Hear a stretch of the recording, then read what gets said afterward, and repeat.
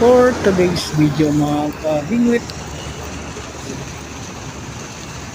mga po, nakahuli po ng ating kapatid na si Kuya Ariel ng malaking isda.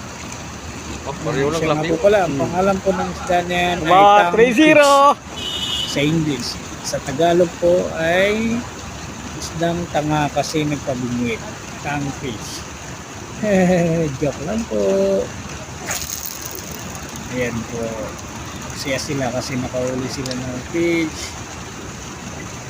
Lalapitan po natin. Tanong natin kung mga ilang kilo yung nahuli nila.